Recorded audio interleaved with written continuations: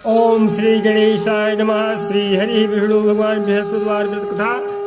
एक नगर में एक बड़ा व्यापारी रहा करता था। वह जहाज से माल लदवा करके दूसरे देशों को जाया करता था और खुद भी जहाजों के साथ दूर देशों में जाया करता था। इस तरह से वह खूब धन कमा करके लाता था। उसकी गृहस्थी खूब मजे से चल रही थी। तो वह दान पुण्य भी खूब जी खोल कर करता था, परंतु उसकी इस दान पुण्य से उसकी पत्नी तंग आ चुकी थी। उसको बिल्कुल भी पसंद नहीं था। वह किसी को एक दमड़ी भी दे करके खुश नहीं थी। एक बार जब वह सौदागर माल से जहाज को भर करके किसी दूसरे देश को गया था तो पीछे से बृहस्पति देव भगवान जो है साधु का रूप धारण करके उसकी कंजूस पत्नी के पास पहुंचे और भिक्षा की यात्रा की। उस व्यापारी ने जो है पत्नी बृहस्पति देवता से कहा, महात्मा जी, मैं तो दान पुण्य से तंग आ गई हूँ। मेरा पति सारा धन दान में व्यर्थ ही नष्ट करता है। आप कोई ऐसा उपाय कीजिए जिससे हमारा सभी धन नष्ट हो जाए।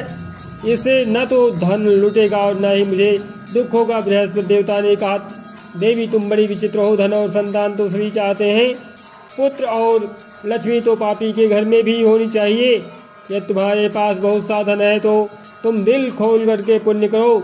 भूखों को भोजन खिलाओ, प्यासों को पानी पिलाओ और यात्रियों के लिए धर्मशालाएं बनवाओ।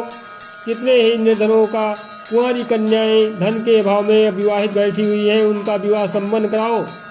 और भी अनेक पुण्य कार्य हैं जिनको करके तुम्हारा लोक परलोक सार्थक हो सकता है। लेकिन व्यापारी की स्त्री जो है बड़ी ढीठ थी।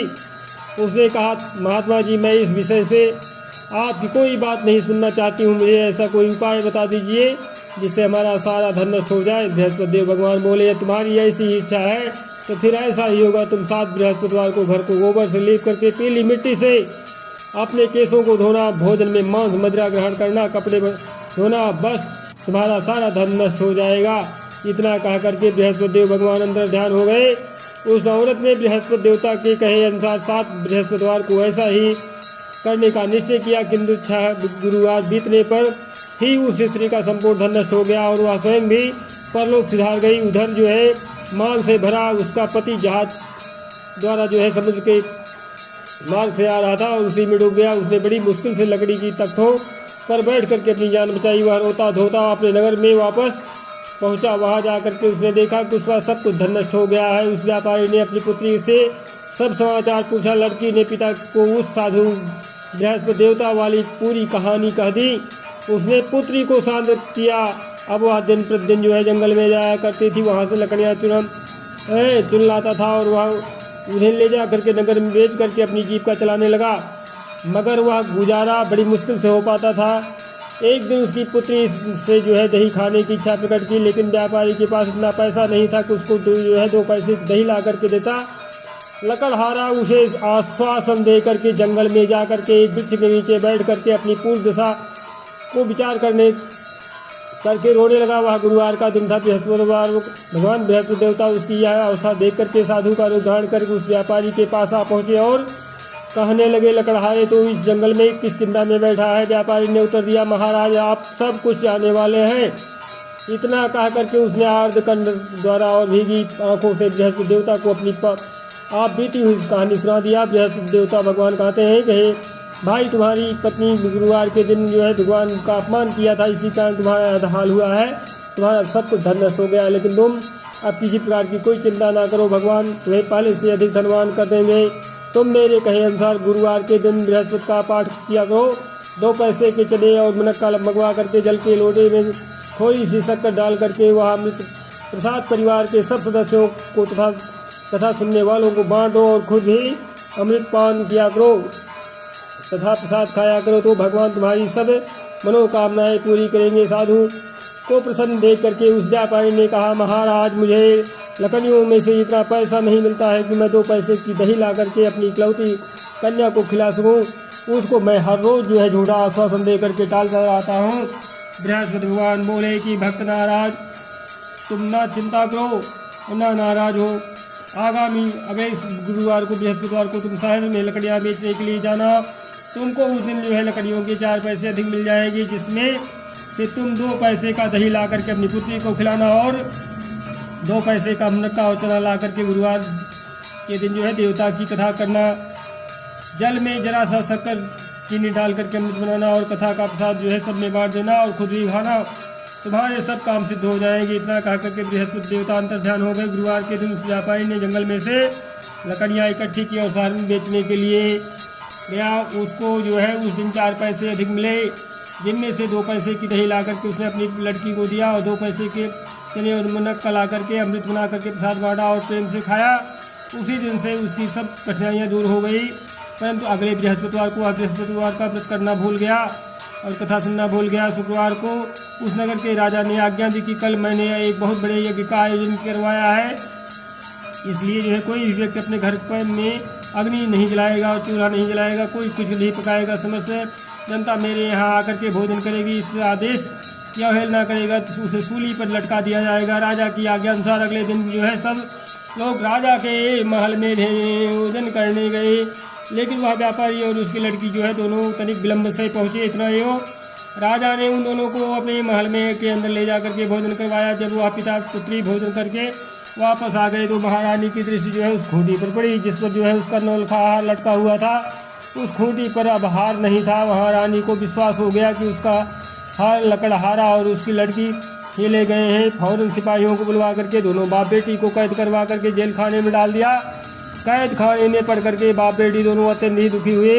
वहाँ इन्होंने बृहस्पति देवता का स्मरण किया। बृहस्पति देवता वहीं प्रकट हो गए और व्यापारी से कहने लगे, महाराज भक्तराज, तुम पिछले सप्ताह बृहस्पति देवता की कथा करना भूल गए थे, इसलिए तुम्हारा यह हाल हो गया है। परंतु तुम किसी प्रकार की कोई चिंता ना करो, बृहस्पति देवता जो है प्रसन्न हो जाएंगे। बृहस्पतिवार के दिन कैद खाने के दरवाजे पर तुम्हें 2 पैसे पड़े मिलेंगे, तुम उसे पैसे उठा करके चने और मुनक्का मंगवा लेना और फिर विधिपूर्वक से बृहस्पति देवता का पूजन करना और कथा करना, तुम्हारे सभी कष्ट दूर हो जाएंगे। बृहस्पतिवार के दिन उस व्यापारी को जेल के मुख्य द्वार के पास जो है 2 पैसे पड़े हुए मिले। बाहर सड़क पर एक स्त्री जा रही थी। व्यापारी ने उसे बुला करके कहा कि बाजार से उसे 2 पैसे के मुनक्का और चना ला करके दे दीजिए ताकि मैं बृहस्पति देवता का कथा कर सकूं। इस पर जो है उस स्त्री ने कहा, मैं अपनी बहू के लिए कपड़े सिलवाने जा रही हूँ, मैं बृहस्पति भगवान को क्या जानूँ। इतना कह करके वह औरत वहाँ से चली गई। थोड़ी देर बाद वहाँ से एक और स्त्री निकली। व्यापारी ने उस स्त्री को बुलवा करके प्रार्थना की, बहन तुम मुझे बाजार से 2 पैसे का चना और मुनक्का ला कर दे दो, मुझे बृहस्पति देवता की कथा करनी है। वह स्त्री जो है बृहस्पति देवता का नाम सुनकर के बोली, बलिहारी जाऊँ, वीर भगवान के नाम पर मैं तुम्हें अभी मुनक्का और चना ला करके देती हूँ। मेरी इकलौता बेटा मर गया है, मैं उसके लिए कफन लेने जा रही थी, मगर अब जो है पहले तुम्हारा काम करूँगी, उसके बाद बेटे के लिए कफन लाऊंगी। उस स्त्री की ने व्यापारी से 2 पैसे के लिए और बाजार से चने में मुनक्का ले आई और जो है स्वयं बृहस्पति देवता की कथा सुनी। कथा समाप्त होने के बाद स्त्री और अपने पुत्र के लिए कफन लेकर के अपने घर को रवाना हुई तो देखा कि लोग जो है उसके बेटे की लाश को जो है राम नाम सत्य है कहते हुए शमशान की ओर ले जा रहे थे। उस स्त्री ने उन लोगों से कहा, भाई मुझे जो है अपने लाडले का मुख देख लेने दो। लोगों ने अर्थी को जमीन पर रख दिया। तब उस स्त्री ने जो है अपने मृत पुत्र के मुख में प्रसाद और अमृत डाला। प्रसाद और अमृत के मुख में पड़ने से के साथ ही उसका पुत्र उठ बैठा और अपनी माता को गले से लगाकर मिला। दूसरी स्त्री जिसने जो है बृहस्पति देवता का निरादर किया था, तो जब वो अपने पुत्र के विवाह के लिए जो है कपड़े लेकर के वापस लौटी और उसका पुत्र जो है घोड़ी पर बैठ करके बारात में निकला तो घोड़ी ने ऐसी छलांग मारी कि वह जमीन पर आ गिरा तथा बुरी तरह से घायल हो गया और कुछ ही क्षणों के पश्चात जो है मर गया। तब वह स्त्री रो रो करके बृहस्पति देवता से कहने लगी कि हे देव, मेरा अपराध क्षमा करो, मेरे अपराध क्षमा करो। उसकी प्रार्थना सुन करके बृहस्पति भगवान ने साधु का रूप धारण करके कहा और कि उस स्त्री से बोले कि हे देवी, अधिक विलाप करने से कोई आवश्यकता नहीं है। तुमने जो है गुरुवार यानी बृहस्पति देव का अपमान किया, भगवान का अपमान किया, जिसके कारण जो है इसका परिणाम तुम्हें मिला है। तुम जेल खाने के पास जाकर के भक्त से क्षमा याचना करो, उससे जो है सब कुछ ठीक हो जाएगा। वह स्त्री फिर जेल खाने पहुंची और जो है मुख्य द्वार के पास जाकर के उस व्यापारी से हाथ जोड़कर कहने लगी, भक्तराज, मैंने तुम्हारा कहा नहीं माना, मुनक्का और चने ला करके तुम्हें दे दिए हैं। इससे जो है गुरुवार देवता मुझसे नष्ट हो गए हैं, जिसके कारण मुझे मेरा इकलौता लड़का घोड़ी से गिर करके मर गया है। व्यापारी ने कहा, माता तू चिंता मत कर, बृहस्पति देवता का सब कल्याण करेंगे। तुम अगले गुरुवार को जो है अगले बृहस्पतिवार को देवता की कथा सुनना। तब जो है अपने पुत्र के शव को जो है फूल और इत्र और संबंधित भी पदार्थों में रख दो।